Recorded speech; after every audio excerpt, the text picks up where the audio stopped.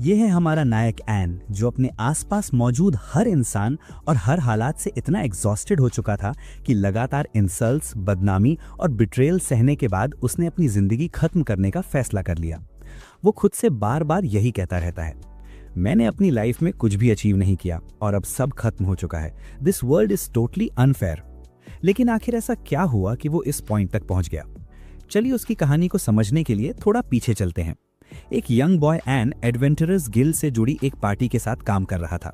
जैसा कि आप देख सकते हैं, ये लोग एक डंजन के अंदर एक विशाल रैट से फाइट कर रहे थे। ये एक छोटी सी और टूटी फूटी टीम थी, जिसमें एक लड़का, एक लड़की और खुद एन शामिल था। लड़के का नाम जॉइड था, जो अपनी स्वॉर्ड से उस रैट की गर्दन पर वार कर रहा था। उसकी स्किल्स कुछ खास नहीं थी और वो अब तक मॉन्स्टर को फिनिश नहीं कर पाया था। तभी जूलियन नाम की लड़की बीच में आती है और एक ब्रूटल मैजिक कास्ट करती है, जिससे रैट जलकर एशेस में बदल जाता है।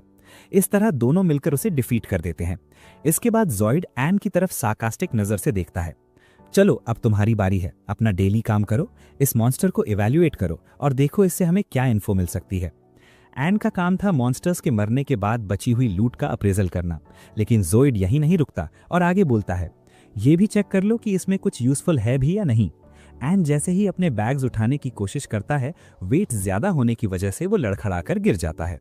जॉइड जोर से हंसता है और टॉन्ट मारते हुए कहता है, सच बताऊं तो तुम इस लाइफ में किसी काम के नहीं हो, तुमसे कुछ बैग्स भी नहीं उठते। यहाँ तक कि जूलियन भी मॉक करते हुए बोलती है, काम डाउन जॉइड, ये पुअर क्लास से है, इसे सिंपैथी देने की कोई जरूरत नहीं है। ऑनेस्टली हम इसके साथ इससे भी वर्स बिहेव कर सकते हैं। और सोचो, मैंने कभी तुम्हें एंजल तक समझ लिया था एन। एन चुपचाप रैट की बॉडी के पास जाकर अपना काम शुरू करता है। इस वर्ल्ड में जब कोई बच्चा अडल्ट होता है तो उसके अंदर उसी प्रोफेशन से जुड़ी एबिलिटीज अवेकन हो जाती हैं, जिसे वो फ्यूचर में अपनाने वाला होता है। फिर भी प्रॉपर ट्रेनिंग से स्किल्स और इम्प्रूव की जा सकती थी। इस दुनिया में प्रोफेशंस को साफ साफ कैटेगरीज में डिवाइड किया गया था। रेयर क्लास, जिनके पास एक्स्ट्रॉर्डिनरी पावर्स होती हैं, normal class, battle capable warriors और मेजेस, पुअर क्लास एन जैसे लोग, फार्मर्स और एल्डर्स, जिनमें फाइट करने की पावर नहीं होती। एन के फादर की डेथ बचपन में ही हो गई थी, इसलिए उसे जल्दी इंडिपेंडेंट होना पड़ा। उसे सबसे फास्ट तरीका यही लगा कि वो एडवेंचरर बनकर जल्दी पैसे कमा ले। लेकिन क्या वो रिच बन पाया? बिल्कुल नहीं। जब उसने रैट का अप्रेजल किया तो उसका रैंक बेहद लो निकला। हाँ, उसके टीथ काफी वैल्यूएबल थे। उसने उन्हें निकालने की कोशिश की लेकिन फेल हो गया। मजबूरन उसने अपने कंपेनियंस को बुलाया। जॉइड सार्कास्टिकली बोलता है, क्या तुम एक्सपेक्ट कर रहे हो कि मैं अपना हाथ उस गंदगी में डालूं? तुम्हें क्या लगता है हम तुम्हें अपने साथ क्यों लाए हैं? फिर वो एक स्टोन उसकी तरफ फेंकते हुए कहता है, खुद कर लो। एन बस उसे चुपचाप देखता रह जाता है। जॉइड उसकी घूरती नजर से इरिटेट होकर उसके चेहरे पर लात मारता है और चिल्लाता है, क्या देख रहा है ऐसे? जूलियन हंसते हुए कहती है, हम यहाँ फाइट कर रहे थे और तुम वहां आराम कर रहे थे, थोड़ी भी शेम नहीं है? एन उठता है, वीक वॉइस में अपॉलॉजी मांगता है और रैट का मुंह खोलकर उसके टीथ निकालने लगता है, जबकि बाकी लोग उस पर हंसते रहते हैं। उसके मन में बस एक ही थॉट चलता है, this world is not fair. मैं सिर्फ मॉन्स्टर्स का अप्रेजल कर सकता हूं, लेकिन इस तरह का ट्रीटमेंट सहते हुए कोई सर्वाइव नहीं कर सकता। फिर भी वो टीथ इकट्ठा करता है और आगे बढ़ने की तैयारी करता है। जॉइड मुस्कुराकर कहता है, तुम हमारे साथ सिर्फ इसलिए हो क्योंकि मैं इन सड़ी हुई लाशों के पास नहीं जाना चाहता। एन पोलाइटली जवाब देता है, समझ गया। उसके पास इस ह्यूमिलिएशन को सहने के अलावा कोई चॉइस नहीं था। आगे चलते हुए उन्हें एक हंटिंग डॉग का शव मिलता है। वे एन को फिर से लूट कलेक्ट करने को कहते हैं। एन उन्हें देखकर बोलता है, गाइस कुछ रॉन्ग है, ये बहुत स्ट्रेंज लग रहा है। ये डॉग बी रैंक का है, इसे यहाँ नहीं होना चाहिए। लेकिन जॉइड उसे रोकते हुए कहता है, चुप रहो और अपना काम करो, और फिर से उसे लात मार देता है। एन प्रोटेस्ट भी नहीं कर पाता। वे आगे बढ़ते हैं और उन्हें एक और हंटिंग डॉग का शव मिलता है। सबको लगता है कि लक फाइनली उनके साथ है और वो रिच होने वाले हैं। लेकिन एन वॉर्न करता है, ये बहुत बड़ी मिस्टेक है। और उसके वर्ड्स खत्म होते ही वो हंटर्स के एक पूरे पैक को उनकी ओर दौड़ते हुए देख लेता है। सब लोग शॉक में फ्रीज हो जाते हैं। जॉइड चिल्लाकर जूलियन से कहता है, हम अपनी पूरी ताकत लगा दें तब भी एक को नहीं मार पाएंगे, हमें अभी भागना होगा, इनसे फाइट करने का कोई चांस नहीं है। जूलियन घबराकर पूछती है, हम भागेंगे कैसे? जॉइड बिना किसी हिचक के जवाब देता है, सिंपल है, एन पर मैजिक कास्ट करो, उसे पैरालिसिस दो, फिर उसे यहीं छोड़ दो, डॉग्स के लिए बेड बनाकर। ये सुनते ही एन पूरी तरह स्टन रह जाता है, जबकि बाकी लोग बेझिझक हंसने लगते हैं। जूलियन हाफते हुए बोलती है, मैं भी मरने के लिए रेडी नहीं हूं, और अगले ही पल वो जादू चला देती है। एन का शरीर फ्रीज हो जाता है, वो हिल भी नहीं पाता और पूरी टीम उसे वहीं छोड़कर भाग जाती है, अपने ही साथी को सैक्रिफाइस बनाकर। जंगली कुत्ते उस पर टूट पड़ते हैं, हाथ पैर शरीर कुछ भी नहीं छोड़ते, हर तरफ खून और चीखें। लेकिन पैरालिसिस की वजह से उसकी सेंसेस नम हो चुकी थीं। उसे दर्द महसूस ही नहीं हो रहा था। हर बार जब कोई कुत्ता काटता, उसके पास कोई पत्थर गिर जाता। किसी तरह उसने एक पत्थर उठाया, पूरी ताकत से हमला किया, अपने थैले से खाना निकालकर कुत्तों की तरफ फेंका और जैसे तैसे उठकर भागा। यही उसका लास्ट चांस टू सर्वाइव था। वो उस रास्ते तक पहुंचता है जिसे वो एग्जिट समझ रहा था, लेकिन वहां पहुंचकर उसकी सांस अटक जाती है। रास्ता बंद था। उसके अपने साथी वहां से निकल चुके थे। अब बचने का कोई रास्ता नहीं था। वो अंधे गलियारे में आगे बढ़ता रहता है, बस इस उम्मीद में कि कहीं तो बाहर का रास्ता मिलेगा। लेकिन आखिर में वो एक गहरे पिट के सामने खड़ा होता है। अगर कूदे तो मौत, अगर पीछे जाए तो भी मौत। वो अपनी हालत पर पागलों की तरह हंसने लगता है। गरीब पैदा होना और प्रोफेशन भी ऐसा कि सिर्फ लूट इवैल्यूएट कर सकता है, ना लड़ सकता है, ना खुद को बचा सकता है। जिन जिन टीम्स के साथ उसने काम किया, सभी ने उसे नीचा दिखाया। आज वही लोग उसे मरने के लिए छोड़कर भाग गए। क्यों? क्योंकि वो फाइट नहीं कर सकता था। वो सिर्फ सामान का मूल्यांकन कर सकता था। पूरी तरह टूट चुका एन आखिरकार फैसला करता है इस मिजरेबल लाइफ को खत्म करने का। एक ऐसा जीवन जो ह्यूमिलिएशन, बिट्रेयल और मॉन्स्टर से भरा था। वो पिट में कूद जाता है। लेकिन क्या यही कहानी खत्म होती है? नहीं, असल कहानी तो अब शुरू होती है। जैसे जैसे उसकी कॉन्शियसनेस फेड होने लगती है, वो अचानक एक लड़की को देखता है जो अगले ही पल गायब हो जाती है। उसके सामने एक विशाल वृक्ष उगाता है। उसका शरीर पूरी तरह ठीक था, एक भी घाव नहीं। ये क्या हो रहा है? वृक्ष से एक बूंद टपकती है और उसके शरीर को छू लेती है। ये था वर्ल्ड ट्री का एक ड्रॉप। ये जानकर एन पूरी तरह शॉक्ड हो जाता है। वर्ल्ड ट्री, जो माना जाता था कि सदियों पहले गायब हो चुका है, यही वृक्ष जादू और कॉम्बैट पावर का मूल स्रोत था, जिसे पूरी दुनिया ढूंढ रही थी। वही आज उसकी जान बचा रहा था। वो कांपते हाथों से तने को छूता है, बार बार धन्यवाद देता है, लेकिन चारों ओर देखता है, कोई नहीं होता। तभी उसकी नजर पास के एक दरवाजे पर पड़ती है। डंजन मैप में ये डोर तो था ही नहीं, मतलब गिल्ड को इस जगह का पता ही नहीं था। कुत्तों का ख्याल आते ही वो डर जाता है। हिम्मत जुटाकर एक पत्थर उठाता है और आगे बढ़ता है। उसे लगता है यही एग्जिट होगा, लेकिन जैसे ही वो खुश होने वाला होता है, एक तलवार हवा चीरती हुई आती है और उसका कान काट देती है। फिर उंगलियां, खून बहने लगता है। उसके सामने खड़ा था एक एस रैंक मॉन्स्टर, हथियार थामे हुए। वो हमला करता है और एन को गंभीर चोटें देता है। एन हिल भी नहीं पाता और तभी एक विशाल भालू प्रकट होता है, उस मॉन्स्टर से भी कहीं ज्यादा पावरफुल। एक ही झटके में वो मॉन्स्टर खत्म हो जाता है, लेकिन खतरा टला नहीं था। भालू एन पर टूट पड़ता है, उसकी आंखों पर वार करता है, चेहरा कुचल देता है, फिर उसे उठाकर इतनी जोर से दबाता है कि सब कुछ खत्म होता हुआ लगता है। और तभी एक लड़की प्रकट होती है।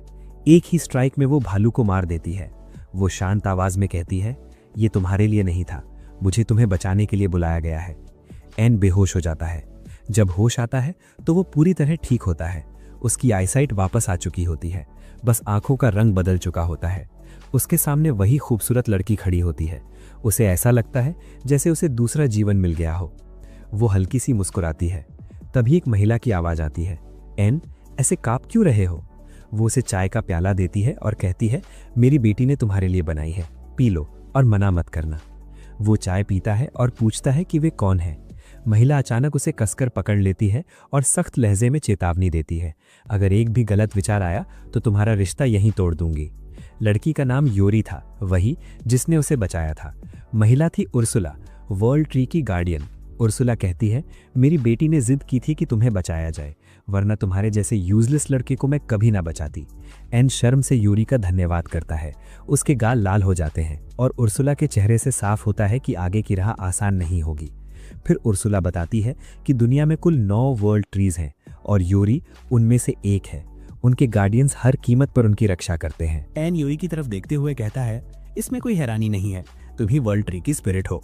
मैंने तुम्हें कुछ पल पहले ही देखा था और तुम फिर से सामने आ गई। वो थोड़ा ऑकवर्ड होकर माफी मांगता है। उस घटिया कमेंट के लिए सॉरी। उर्सुला उसे घूरते हुए डांटती है और सख्त वार्निंग देती है कि लड़की के सामने ऐसी बातें दोबारा ना करे। एन जिद करते हुए कहता है, रुको, मुझे ये पूछना ही होगा, क्या उस भालू ने मेरी आंख पूरी तरह डिस्ट्रॉय नहीं कर दी थी? और क्या मैं मर नहीं गया था? फिर मैं अब बिल्कुल ठीक कैसे हूँ? उर्सुला शांति से जवाब देती है कि वर्ल्ड ट्री से टपके पानी की मदद से उन्होंने उसे हील किया, लेकिन उसकी आंख के लिए उन्होंने पेड़ के तने के एक छोटे से हिस्से से एक आर्टिफिशियल आई बनाई। और हाँ, वो आई सिर्फ देखने के लिए नहीं है, उसमें जबरदस्त पावर है।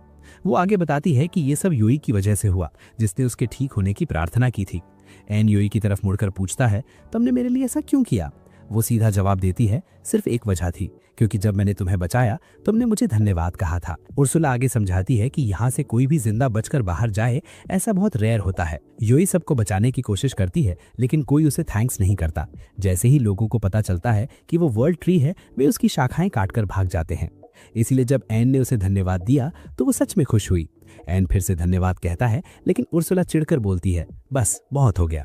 यूई डरते हुए कहती है कि बाहर की दुनिया बहुत डेंजरस है और एन अभी बाहर नहीं जा सकता। उर्सुला जवाब देती है, मैं क्या करूं? मैंने तुम्हारी रक्षा की कसम खाई है और मैं तुम्हें छोड़ नहीं सकती। ऊपर से यहाँ टेलीपोर्टेशन मैजिक भी काम नहीं करता। यूई रोने लगती है, ये जानते हुए कि एन अकेले बाहर गया तो शायद पल भर में खत्म हो जाएगा। तभी उर्सुला बोलती है, तो वो तुम्हारे लिए इतना इंपॉर्टेंट है? फिर मेरे पास एक ही ऑप्शन बचता है, तैयार हो जाओ लड़के, मैं तुम्हें तब तक ट्रेन करूंगी जब तक तुम खुद बाहर जाने लायक न बन जाओ। एन की आंखों में डिटर्मिनेशन आ जाता है, मैं तुम्हें डिसअपॉइंट नहीं करूंगा। उर्सुला उसे ट्रेनिंग के लिए डंजन में ले जाती है। एन घबरा कर पूछता है, तुम मुझे यूं ही फाइट में फेंक कर अकेला तो नहीं छोड़ दोगी, है ना? वो एक अंधेरी जगह की ओर इशारा करके पूछती है, तुम्हें वहां क्या दिख रहा है? वो कहता है, कुछ भी नहीं। उर्सुला पलट कर बोलती है, कुछ दिख क्यों नहीं रहा? अपनी नई दृष्टि का इस्तेमाल करो। एन आंख बंद करता है, फिर खोलता है और उसके सामने एक कॉरिडोर साफ दिखाई देने लगता है। उर्सुला कहती है, ट्रेनिंग शुरू हो चुकी है। वो एक सो रहे रैंक एस मॉन्स्टर पर लकड़ी का टुकड़ा फेंक देती है, जिससे वो गुस्से में उठ जाता है। उर्सुला निर्देश देती है, तुम्हें इसके हर अटैक से बचना होगा, ये तुम्हारे अप्रेजल स्किल का पहला स्टेप है। एन कहता है, अब अप्रेजल से क्या फायदा? उर्सुला ठंडे स्वर में कहती है, वो पुरानी बात थी, नई दृष्टि से पहले की। राक्षस उस पर झपटता है। एन अप्रेजल करता है और हल्की स्माइल करता है, लेकिन अगले ही पल क्रीचर हथियार घुमाता है और उसका कान कट जाता है। उर्सुला वर्ल्ड ट्री वाटर की दीवार बनाकर उसे हील करती है और कहती है, चिंता मत करो, चाहे कितनी बार तुम्हें टुकड़ों में काटा जाए, मैं हर बार तुम्हें ठीक कर दूंगी। हमारे पास टाइम वेस्ट करने का समय नहीं है। वो बैरियर हटाती है और उसे फिर से मॉन्स्टर के सामने भेज देती है। इस बार अप्रेजल करते ही कुछ अजीब होता है, टाइम जैसे फ्रीज हो जाता है और उसे बिल्कुल साफ दिखने लगता है कि मॉन्स्टर अगला अटैक कैसे करेगा। वो मूव करता है, बचता है और सक्सीड करता है। उसके अंदर एक्साइटमेंट दौड़ जाती है। वो रैंक एस मॉन्स्टर के अटैक से बच गया था, लेकिन तभी मॉन्स्टर पीछे से वार करता है और उसकी पीठ पर हमला हो जाता है। एन फिर उठता है, दांत भींच कर कहता है, मुझे सक्सीड करना ही होगा। अगर मैं इस आई की पावर को मास्टर कर लूं तो कोई मुझे नहीं रोक सकता। वो बार बार कोशिश करता है और आखिरकार हर वार को डॉज करने में कामयाब हो जाता है। उर्सुला कहती है, अब सेकंड टेस्ट का टाइम है, बहुत हो गया। वो उसे तलवार थमाते हुए कहती है, ये सॉर्ड यूई की है, सोचो इसे तुम्हारे लिए लाने में उसे कितना पेन हुआ होगा। अगर ये टूटी तो मैं तुम्हें तोड़ दूंगी। जैसे ही मॉन्स्टर हमला करता है, एन सॉर्ड कसकर पकड़ता है। वो मूवमेंट्स पढ़ता है, टाइमिंग गेस करता है, लेकिन वार चूक जाता है। फिर कोशिश करता है, फिर भी फेल। जब सब होपलेस लगने लगता है, तभी वो एक नई एबिलिटी एक्टिवेट करता है और मॉन्स्टर के पाथ को ऑब्जर्व करने लगता है। आखिरकार वो उसकी हर मूवमेंट देख पाता है। मॉन्स्टर हमला करता है और एन एक परफेक्ट स्ट्राइक लगाकर उसे एक ही वार में खत्म कर देता है। वो जीत से खुश हो जाता है, लेकिन उर्सुला उसे टोकते हुए कहती है, रास्ता अभी लंबा है, बाकी मॉन्स्टर्स भी बाकी हैं। अंधेरे से और जीव निकलते हैं।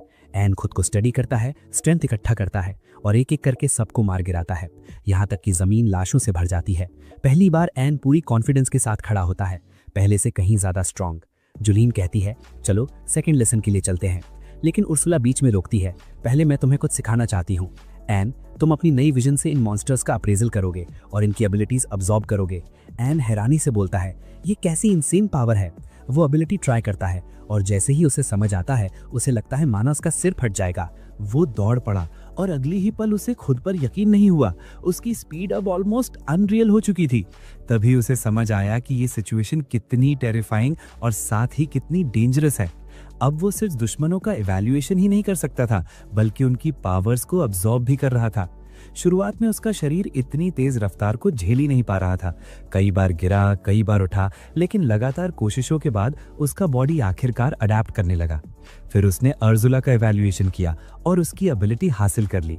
उसकी पावर थी बिना किसी चैंटिंग के इंस्टेंट मैजिक अटैक्स करना, लेकिन एक बड़ी प्रॉब्लम अब भी थी, उसकी मैना ऑलमोस्ट 0 के बराबर थी। इसी वजह से अर्जुला और योई के गाइडेंस में कभी सख्त ट्रेनिंग तो कभी जेंटल सपोर्ट के साथ उसकी एनर्जी धीरे धीरे बढ़ने लगी। आखिर में अर्जुला बोली, बस अब काफी हो गया, क्या कहते हो, रिवेंज मैच का? एन ने जोश में कहा, लेट्स डू दिस। वो उसे वापस उसी डंजन में ले गई, उसी डेथ पेयर के सामने जिसने कभी उसके शरीर को चीर फाड़ दिया था। एन का पूरा शरीर डर से कांप रहा था। तभी अर्जुला ने उसे लात मारते हुए चिल्लाया, तुम्हें क्या लगता है मैंने तुम्हें क्यों ट्रेन किया? जाओ उसे खत्म करो। यादें उमड़ पड़ी, कमजोरी के पल, हर इंसल्ट, हर ह्यूमिलिएशन। एंड दहाड़ उठा, ओल्ड एन इज डेड। उसकी सोल जैसे इग्नाइट हो गई। उसने बेर पर चार्ज किया, फायर मैजिक इस्तेमाल किया, लेकिन अटैक मिस हो गया। उसने अपनी स्पीड और बढ़ाई, बेर की मूवमेंट्स ऑब्जर्व की और विंड मैजिक का इस्तेमाल किया। बेर गुस्से से पलटा और काउंटर अटैक किया। एन ने फिर फायर मैजिक चलाया और इस बार बेर पूरी तरह जलकर राख हो गया। उसने डेथ बेर की S+ रैंक पावर्स को एब्जॉर्ब कर लिया। अर्जुला ने शांत लेकिन भारी आवाज में कहा, जिसने तुम्हें कभी तोड़ा था उसे हराने के बाद अब तुम अपने रास्ते पर चलने के लिए तैयार हो। ट्रेनिंग कंप्लीट है। वो योई लौट आए।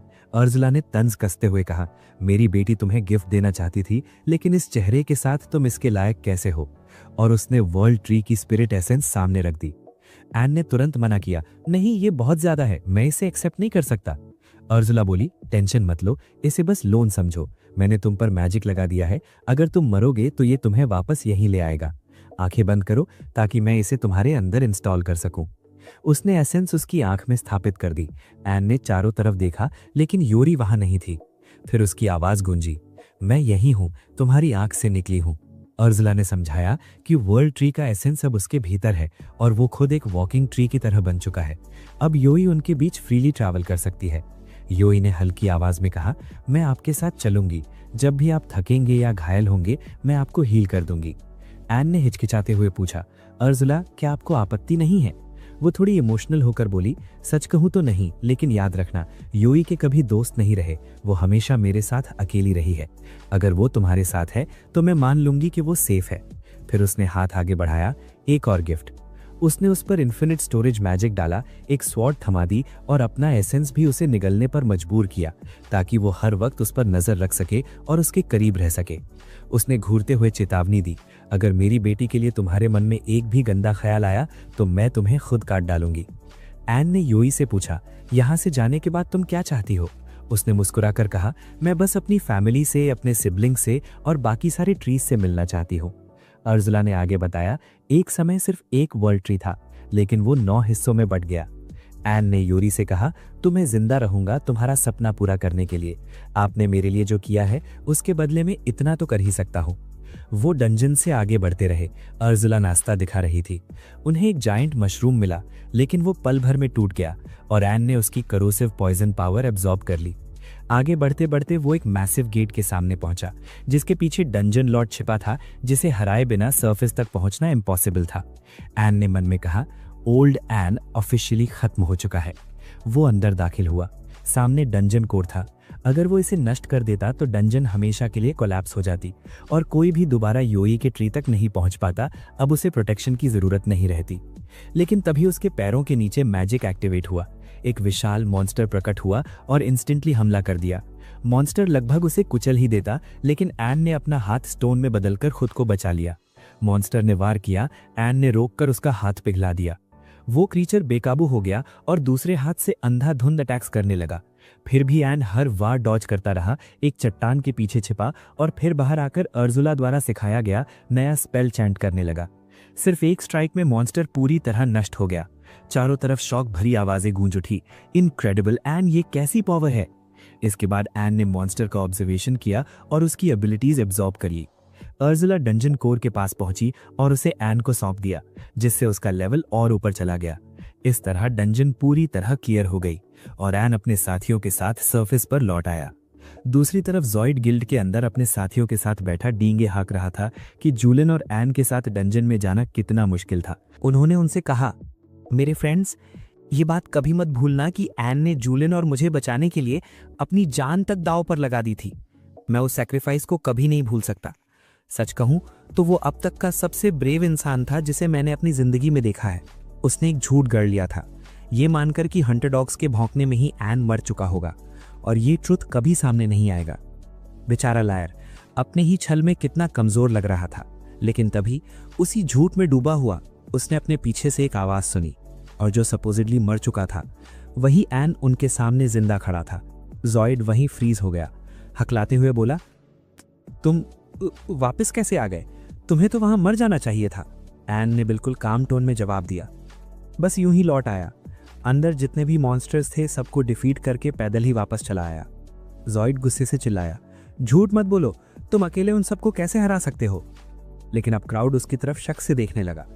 अरे क्या यही वो नहीं है जिसने तुम्हारी जान बचाई थी? इसे जिंदा देखकर खुश नहीं होना चाहिए क्या? और यहीं एन ने पूरी सच्चाई सामने रख दी।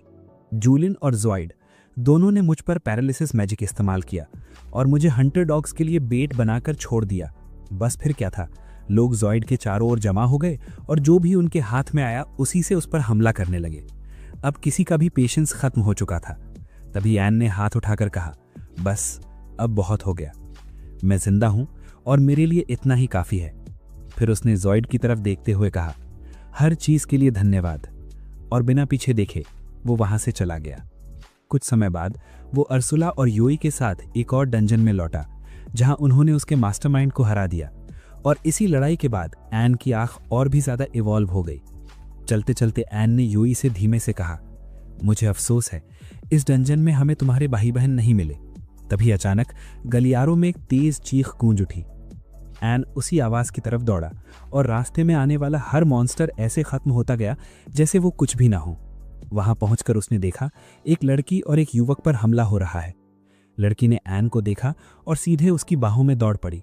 रोते हुए बोली, आखिरकार मैंने तुम्हें ढूंढ ही लिया, आप मेरे हीरो हैं। वो लड़की क्लॉडिया थी, राज्य की प्रिंसेस, और उसके साथ खड़ा युवक था जैस्पर, सबसे बड़ी ट्रेडिंग कंपनी का मालिक। जैस्पर उन्हें थैंक यू कहने के लिए अपने पैलेस ले आया। सब लोग एक साथ बैठे। क्लॉडिया ने एन और यूई के प्रति ग्रैटिट्यूड जताया, फिर खुशी से बोली, अब फॉर्मेलिटीज पूरी हो गई हैं, और वो फिर से एन को हक करने दौड़ पड़ी। लेकिन बीच में ही यूई ने रोक दिया, तुम ऐसा नहीं कर सकती, वो मेरे हस्बैंड हैं। क्लॉडिया ने मिस्चीवियस स्माइल के साथ जवाब दिया, डोंट वरी, मैं उसकी सेकंड वाइफ बन जाऊंगी। लॉ के हिसाब से 4 वाइफ्स अलाउड हैं, राइट? इतने में जैस्पर एन के बगल में बैठा और मजाकिया अंदाज में बोला, सॉरी, लेकिन मेरी भी एक रिक्वेस्ट है, क्या तुम मुझसे शादी करोगी?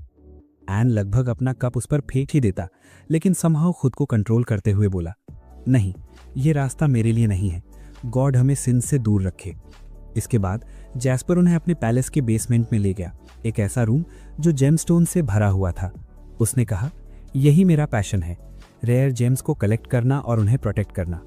शादी वाली बात मजाक थी, लेकिन मुझे पता है कि तुम्हारी लेफ्ट आई में वर्ल्ड ट्री का एसेंस मौजूद है, और इसी वजह से मैं तुम्हारे करीब रहना चाहता हूं ताकि उस आंख की रक्षा कर सकूं। एन ने उसे शक भरी नजरों से देखा। मुझे तुम पर भरोसा नहीं है, साफ साफ बताओ, दूसरी दुनिया की ट्रीज की लोकेशंस के बारे में तुम्हें क्या पता है? जैस्पर ने जवाब दिया, कुछ के बारे में जानता हूं, लेकिन वो सब बेहद डेंजरस जगहों पर हैं। एन ने बिना हिचक कहा, डेंजर की चिंता मत करो, बस लोकेशन बता दो, बाकी सब मैं हैंडल कर लूंगा। फिर जैस्पर ने उसे उन डंजन्स में से पहली की ओर भेज दिया। बाहर से वो किसी कब्र के एंट्रेंस जैसा डरावना लग रहा था। एन ने योई से कहा, मुझे उम्मीद है कि इस सब के बाद हमें तुम्हारे कुछ रिलेटिव्स अंदर मिल जाएंगे। योई एक बार फिर उसकी आंख में समा गया और एन आगे बढ़ता रहा जब तक कि वो एक सील्ड वॉल के सामने नहीं आ गया। अर्सुला ने बताया, ये दीवार मैजिक से बनी है, इसे छूते ही तुम डंजन के अंदर पहुंच जाओगे। एन ने हाथ रखा और अचानक उसके चारों तरफ सब कुछ बदल गया। अब वो खुद को एक विशाल फॉरेस्ट के बीच खड़ा पाया। तभी एक यंग गर्ल की आवाज आई जो योई को पुकार रही थी, वेलकम बैक, हमें मिले हुए बहुत समय हो गया। ये बिना थी, योरो की छोटी बहन, जो एक मैजिकल क्रिस्टल के जरिए उन्हें देख रही थी। योरो ने पूछा, तुम कहाँ हो? बिना ने जवाब दिया, मैं फॉरेस्ट के आखिरी छोर पर तुम्हारा इंतजार कर रही हूँ, जल्दी आओ और हमारे बिग ब्रदर को भी साथ लाना। एन हैरान रह गया, अगर वो तुम्हारे लिए इतनी दूर आई है तो टेलीपोर्टेशन से हमें सीधे क्यों नहीं बुलाया? लेकिन बिना ने सिर हिला दिया, मैं ऐसा नहीं कर सकती, मैं चाहती हूं कि तुम दोनों मेरे फॉरेस्ट से होकर गुजरो। रास्ते में ट्रैप्स और मॉन्स्टर्स रखे हैं ताकि तुम्हारी परीक्षा ले सकूं, तो संभल कर चलना, मैं ये गारंटी नहीं कर सकती कि तुम जिंदा मुझ तक पहुंचोगे। एन ने योई की तरफ देखा और बोला, अपने प्लेस पर वापस जाओ, ये रास्ता डेंजरस होगा। योई मान गया। फिर एन ने बिना से कहा, चिंता मत करो, इस डंजन को पहले से ही डिस्ट्रॉयड मान लिया जाए। बिना की आंखें एक्साइटमेंट से चमक उठी, तो फिर मैं योई के सामने तुम्हारा रियल फॉर्म रिवील कर दूंगी। एन समझ नहीं पाया कि वो इतनी हॉस्टिलिटी के साथ उसे ही टारगेट क्यों कर रही है। जैसे ही वो उस गड्ढे में कदम रखने ही वाला था, तभी असला ने उसे टाइम रहते वार्न कर दिया और वो बाल बाल बच गया। बीना के चेहरे पर शॉक साफ दिख रहा था और इसके बाद तो सीन ऐसा हो जाता है कि एन हर ट्रैप, हर कार्निवोरस प्लांट को बिना एक भी स्लिप किए कैजुअली क्रॉस करता चला जाता है। आखिर में बीना खुद टूट जाती है, फूट फूट कर रोते हुए कहती है कि उसने ये सारे ट्रैप्स बनाने में अपनी पूरी एनर्जी झोंक दी और फिर भी तुम इनमें से किसी में भी फंसे तक नहीं। फिर थोड़ी बिटर स्माइल के साथ बोलती है, लेकिन ठीक है, अब एक मॉन्स्टर आएगा और तुम्हारे लिए सरेंडर करना ही बेटर होगा। लेकिन ऑनेस्टली क्या उसे सच में लगा कि एन सरेंडर करेगा? Not a chance. अगले ही पल एन के सामने एक अजीब सा मॉन्स्टर खड़ा होता है, आधा पेड़ और आधा इंसान। उसकी प्रेजेंस से हिप्नोटिक स्मोक निकल रहा होता है, लेकिन एन पर उसका जरा भी असर नहीं पड़ता क्योंकि ये सारी ट्रिक्स उसके लिए यूजलेस थी। वो अपनी स्वॉर्ड निकालता है, कामली आगे बढ़ता है और एक ही क्लीन स्ट्राइक में मॉन्स्टर को 2 हिस्सों में काट देता है। Seriously what a power. वो उसकी एबिलिटीज अब्सॉर्ब करता है, लेकिन तभी इनविजिबल अटैक्स उस पर आने लगते हैं। अर्सुला शांति से कहती है, वरी मत करो, मैंने अटैक करने वाले मॉन्स्टर्स का एनालिसिस कर लिया है। वो ग्रेविटी मैजिक इस्तेमाल करती है और सबको जमीन पर पटक देती है। फिर भी बीना को उम्मीद रहती है कि शायद एन किसी ट्रैप में फंस जाए, इसलिए वो 2 और मॉन्स्टर्स भेज देती है, लेकिन एन एक ही बार और दोनों खत्म। इसी बीच डंजन से काफी दूर ज़ॉइड अंदर ही अंदर टूट चुका, बुदबुदाते हुए बोल रहा था, ये सब उस गार्बेज पिकर की वजह से हुआ है। हाँ, सब उसी की गलती है। उसका इशारा एन की तरफ था। वो गिल्ड पहुंचता है और जैसे ही अंदर कदम रखता है, पूरा हॉल एकदम साइलेंट हो जाता है। कोई भी उसकी मौजूदगी टॉलरेट नहीं कर पा रहा था। वो जूलियन को 2 और लोगों के साथ बैठा देखता है और गुस्से में पूछता है, तुम इतने टाइम से कहाँ थी? जूलियन झल्ला कर बोलती है, मेरे पास मत आओ। और फिर वो सबको सच बता देती है कि एन पर पैरालिसिस मैजिक ज़ॉइड में डाला था और उसे मॉन्स्टर्स के लिए बेट बनाकर छोड़ दिया था।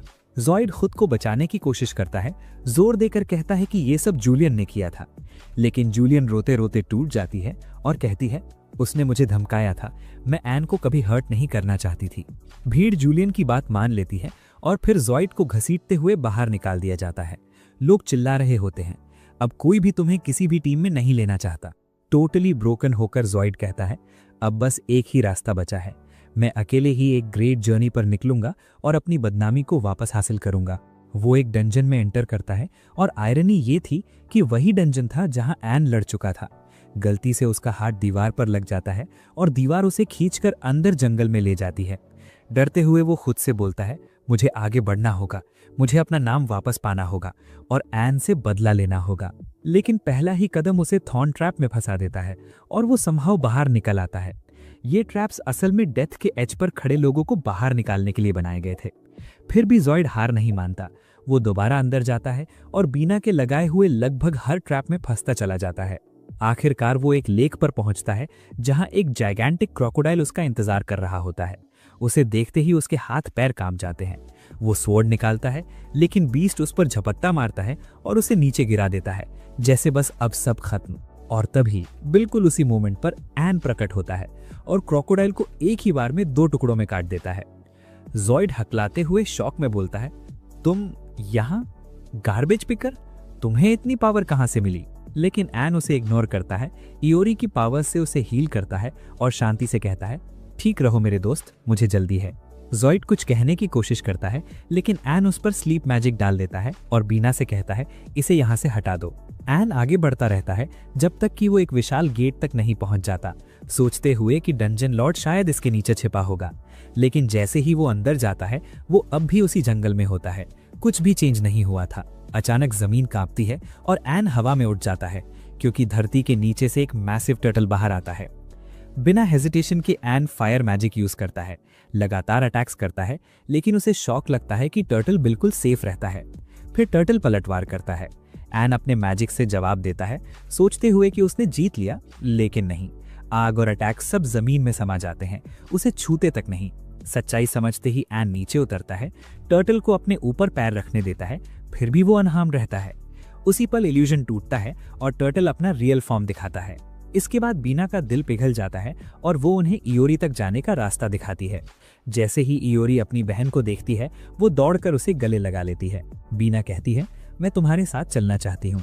इयोरी को कोई ऑब्जेक्शन नहीं होता और एन भी कुछ नहीं कहता। तभी छोटा टर्टल नीचे उतरकर एक लड़की में बदल जाता है। वो बीना की गार्डियन थी जिसका नाम कुरोमी था। उसे देखते ही अर्सला स्टन रह जाती है, क्योंकि कभी वो उसकी टीचर रह चुकी थी। अर्सला पूरे रिस्पेक्ट से उसे एड्रेस करती है, इतनी सॉफ्टली कि कोई भी बीच में बोलने की हिम्मत नहीं करता। फिर बीना अपने और कुरोमी के एलिमेंटल कोर्स को एन की मैजिकल आई में रख देती है ताकि वो उसके साथ ट्रैवल कर सके।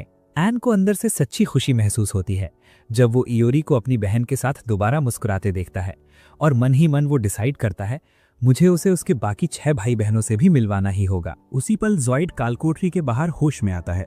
एन की वजह से जिंदा तो बच गया था, लेकिन अंदर से वो कड़वाहट और फ्रस्ट्रेशन से भरा हुआ था। गुस्से में उसकी आंखें भर आती हैं और वो लगभग रोते हुए सोचता है, वही आदमी जो कभी हमारी डंजन्स में सिर्फ कचरा उठाने वाला था, आज मुझसे इतना आगे कैसे निकल गया। अगले दिन जैस्पर एन को अपने साथ राजधानी के गिल्ड हेडक्वार्टर्स लेके जाता है।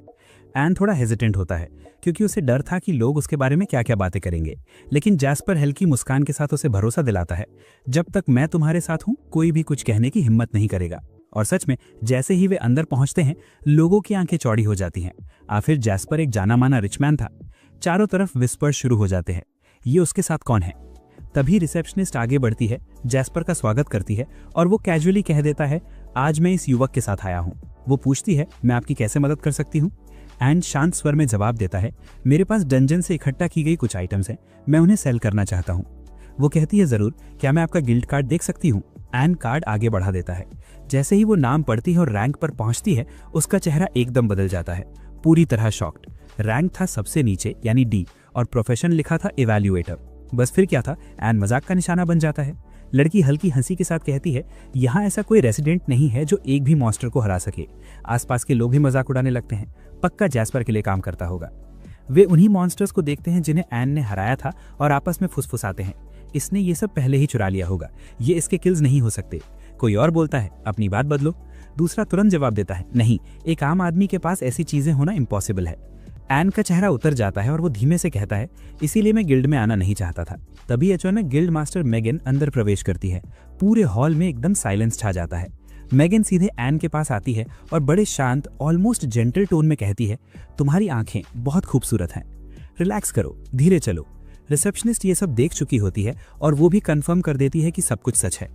जैस्पर आगे बढ़कर कहता है, सब लोग सुन लो, मैं गारंटी देता हूँ इन्हीं ने उन मॉन्स्टर्स को हराया है। मेगन रिसेप्शनिस्ट की ओर देखते हुए कहती है, हम बाद में हिसाब कर लेंगे, क्या अब हम लोगों को उनके काम से जज करने लगे हैं।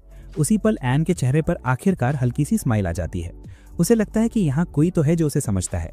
उनमें से एक आगे बढ़ कहता है, मुझे खुशी है कि यहाँ मुझे आप जैसा कोई मिला। वो उसकी पकड़ थोड़ी कसता है और जोड़ता है, मुझे एम्बिशियस यंगस्टर्स पसंद है, लगता है हम जल्द फिर मिलेंगे। इतना कहकर वो मुड़ जाती है और चली जाती है। जैस्पर एन की तरफ देखते हुए बोलता है, अब जो भी बचा है सब निकाल लो, वो सीक्रेट डमास्कस वाली चीजें भी। ये सुनते ही वहां मौजूद लोग उस युवक पर टूट पड़ते हैं। हालात बिगड़ते देख एन भीड़ को चीरता हुआ बाहर निकलता है और सीधे घर की ओर चला जाता है। रात के समय वो कायरा के साथ बैठा होता है और उससे बाकी बहनों के बारे में पूछता है। कायरा हल्की सी सांस लेते हुए कहती है कि हमें उनके बारे में ऑलमोस्ट कुछ भी पता नहीं है, ना लोकेशंस, ना क्लूज, कुछ भी नहीं। बस इतना मालूम है कि अभी 6 बहनें बाकी हैं और उसे एक स्ट्रॉन्ग डाउट है कि शायद एक 7वीं बहन भी मौजूद है। एन हैरानी से पूछता है, कैसे? कायरा कामली एक्सप्लेन करती है कि जैसा उसने पहले बताया था, उसे लगता है कि सबसे बड़ी बहन अपने गार्डियन के साथ कहीं छिपकर रह रही है, लेकिन सच्चाई तभी सामने आएगी जब बाकी बहनों को पहले ढूंढ लिया जाएगा। एन कहता है, तो फिर सर्च शुरू करनी होगी। कायरा थोड़ा फ्रस्ट्रेटेड होकर बोलती है कि प्रॉब्लम यही है, उसे कोई ऐसी जगह नहीं पता जहां से सर्च शुरू की जा सके।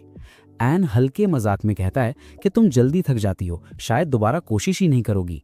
कायरा तुरंत जवाब देती है, इम्पॉसिबल। वो फर्मली कहती है कि वो जरूर खोजेगी। यूरी की वजह से उसकी जान 2 बार बच चुकी है और चाहे कुछ भी हो जाए, वो उसकी बहनों को ढूंढने में उसकी पूरी मदद करेगी। अगली सुबह जैसे ही एन उठता है, उसे अपने घर पर मेगन खड़ी मिलती है। वो हल्की सी मुस्कान के साथ कहती है कि उसे उसकी बहुत याद आ रही थी और इसीलिए वो आसानी से मिलने चली आई। जैस्पर भी वहीं बैठा होता है और मेगन बताती है कि उसे एन से एक इम्पॉर्टेंट काम करवाना है। एन थोड़ा कंफ्यूज्ड होकर पूछता है, मैं ही क्यों? गिल्ड में और भी तो लोग हैं। मेगन सीरियस टोन में जवाब देती है कि ये काम उसके अलावा कोई और नहीं कर सकता। फिर वो पूछती है, क्या तुम बेहीमत के बारे में जानते हो? एन पूछता है, वो क्या है? कोई मैजिक क्रीचर? मेगन एक्सप्लेन करती है कि बेहीमत उन एंशिएंट ड्रैगन्स में से एक है जिन पर कभी डीमन किंग का कंट्रोल था और उसे ह्यूमन वर्ल्ड में लाया गया था। डीमन किंग के सील होने के बाद वो ड्रैगन गायब हो गया और किसी को उसका लोकेशन नहीं पता था, लेकिन हाल ही में वो फिर से दिखाई देने लगा है और डेजर्ट से गुजरने वाले मर्चेंट्स पर हमला कर रहा है। मेगन ऑफिशियली अनाउंस करती है कि वो बेहीमथ ड्रैगन को हमेशा के लिए खत्म करने का आदेश देती है। वो ये भी जोड़ती है कि ये SS रैंक ड्रैगन है और उसने इससे पहले कभी ऐसा थ्रेट नहीं देखा।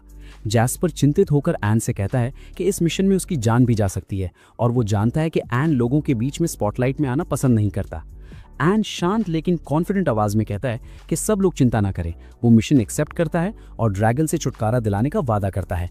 मेगन भावुक होकर कहती है कि अब ये जिम्मेदारी नगर के पुत्र के रूप में उसके कंधों पर है। इसके बाद एन बिना देर किए डेजर्ट की ओर निकल पड़ता है, उसी जगह जहां ड्रैगन के दिखने की अफवाह थी। रास्ते में अर्सला उसे वार्न करती है कि ये ड्रैगन बेहद खतरनाक है। ये स्पेल्स को एब्जॉर्ब करके अपनी पावर में बदल लेता है और दिन भर जमीन के नीचे छिपा रहता है। हमारा नायक अपनी स्वॉर्ड को कसकर पकड़ता है और मैजिक अटैक से ड्रैगन को बाहर निकालता है। जमीन कांपने लगती है और ड्रैगन बाहर निकलते हुए गुस्से में पूछता है कि इतनी सुबह उसे जगाने की हिम्मत किसने की। उसका आकार विशाल और अपीयरेंस डरावना होता है। वो कहता है कि आज तक कोई उसे हरा नहीं पाया। वो गर्व से बोलता है कि उसे जन्म से ही अपार शक्ति मिली है और एन उसे एक मूर्ख लगता है जो मरने आया है। एन कामली जवाब देता है कि वो दो बातें बताएगा। पहली, उसका नाम एन है और दूसरी, वह उसे खत्म करने आया है।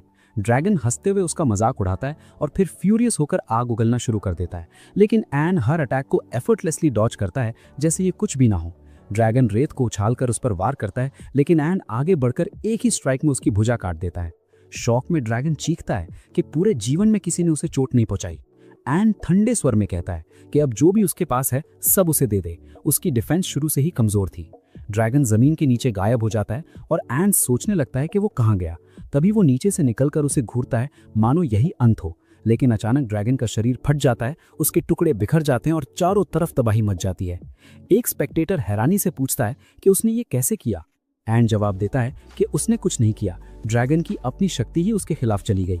उसकी स्किन स्पेल्स एब्जॉर्ब कर सकती थी, लेकिन अंदर का शरीर नहीं। उसने जानबूझकर उसे ओवर कॉन्फिडेंट बनाया और ड्रैगन ठीक वैसे ही फंस गया जैसा उसने सोचा था। ड्रैगन मान लेता है कि एन ने वो कर दिखाया जो उससे पहले किसी ने नहीं किया और फिर वो हमेशा के लिए गायब हो जाता है। यूई पूछती है कि वो ठीक है या नहीं। एन जवाब देता है कि अगर ये ड्रैगन यूं ही लोगों को मारता रहता तो उसका अंत क्या होता। यूई सॉफ्टली कहती है कि ड्रैगन बुरा था, लेकिन एन बिल्कुल अलग है। एन ड्रैगन की पावर्स एब्जॉर्ब करके रॉयल पैलेस लौटता है। वहां क्लॉडिया अपने पिता से कहती है कि वो एन से मिलना चाहती है। राजा के सामने आते ही एन घबरा जाता है, लेकिन राजा मुस्कुराकर कहता है कि किसी औपचारिकता की जरूरत नहीं है। बैठते हुए राजा कहता है कि उसे अपनी बेटी के फ्यूचर हस्बैंड से मिलकर खुशी हो रही है। एन रिस्पेक्टफुली जवाब देता है कि वो राजा का हर आदेश मानेगा।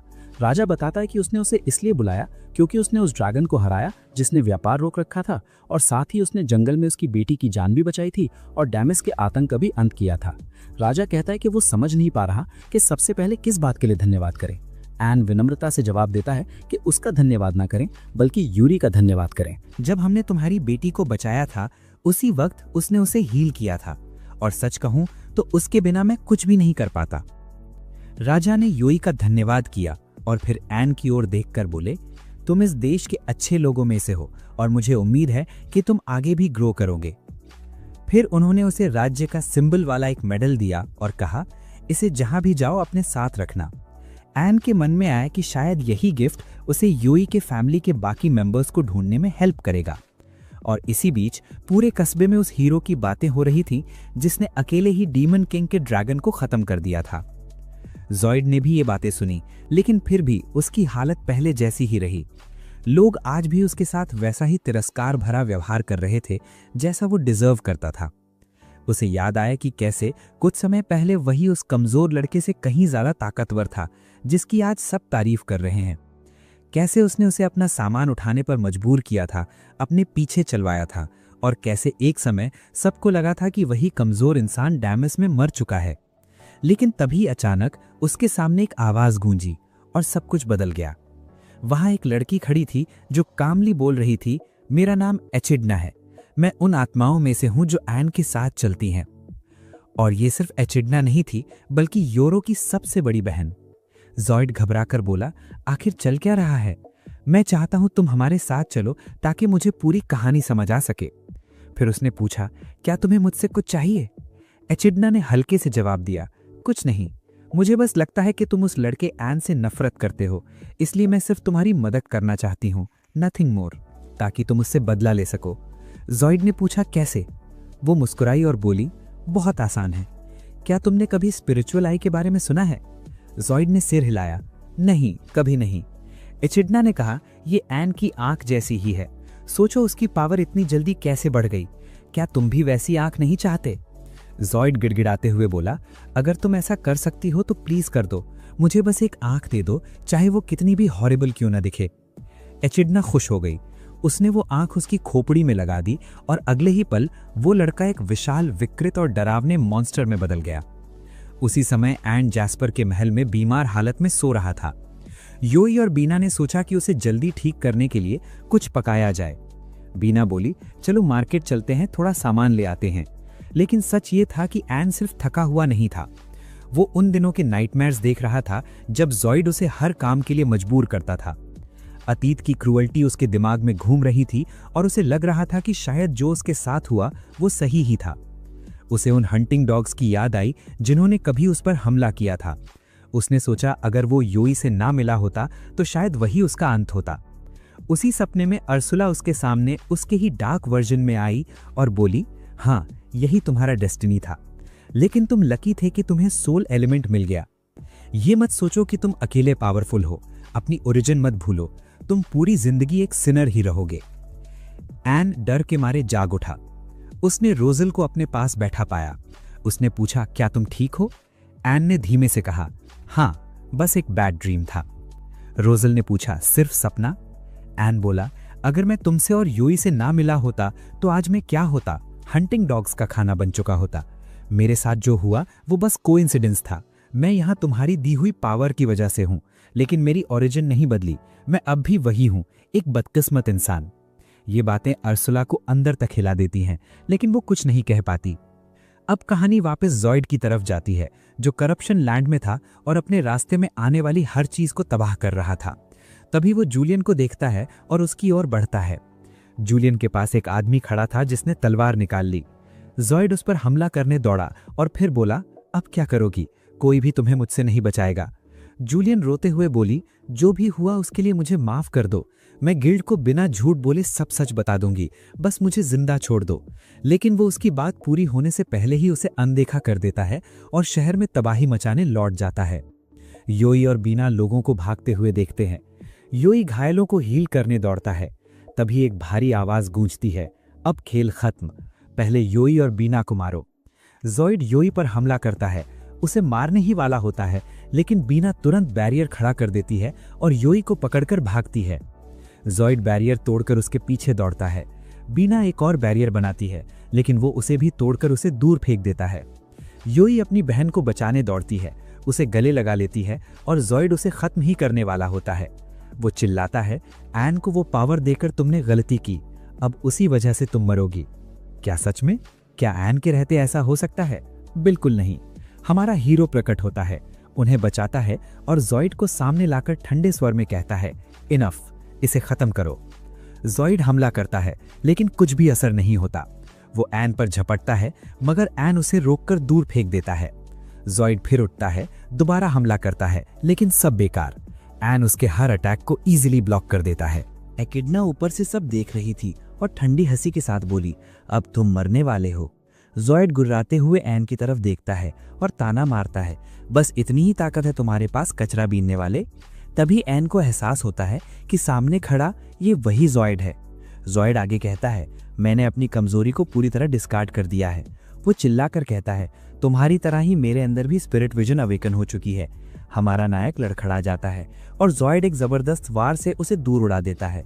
वो फिर से हमला करने ही वाला होता है कि एन किसी तरह पीछे हट जाता है। रोजेल घबराकर चेतावनी देती है, अगर तुमने इसे अभी खत्म नहीं किया तो ये तुम्हें मार डालेगा। एन एक इमारत की छत पर चढ़ जाता है। जॉइड उसका पीछा करते हुए हंसता है, मैंने कभी नहीं सोचा था कि तुम इतने स्ट्रांग हो सकते हो, फिर भी तुम बड़े अजीब हो। वो जहर भरे लहजे में बोलता है, इस शक्ति का गलत इस्तेमाल मत करो। जुलेन को देखो, उसने मेरा मजाक उड़ाया और मुझे धोखा दिया। मैंने इसी ताकत से उसका अंत कर दिया। वो आगे कहता है, जो दर्द मैंने पहले सहा उसके सामने ये सब कुछ भी नहीं है। जॉइड एन की आंखों में देखते हुए कहता है, मुझे यकीन है तुम भी मुझसे बदला लेना चाहते हो, क्योंकि दमास में मैंने तुम्हें तंग किया था और अकेला छोड़ दिया था। फिर वो ठंडे स्वर में जोड़ता है, लेकिन एक बात याद रखो, तुम्हें बहुत पहले ही बदला ले लेना चाहिए था। एन साफ शब्दों में जवाब देता है, नहीं, मैंने कभी तुमसे बदला लेने के बारे में नहीं सोचा था। तभी उसके बगल में उसका डार्क फॉर्म फिर से उभर आता है और फुसफुसाता है, तुम झूठ बोल रहे हो, तुमने बदला लेने के बारे में सोचा था। वो कड़वे सच की तरह बोलता है, तुम गरीब कॉमनर थे, इसलिए सब तुम पर हंसते थे। अब तुम और ये राक्षस एक जैसे हो। एन डगमगा जाता है, अपने भीतर के अंधेरे और जॉयड के शब्दों के बीच फंसकर। उसकी परछाई तंज कसती है, हम दोनों सेम हैं। तभी योई बीच में बोल पड़ती है, ये बिल्कुल सच नहीं है।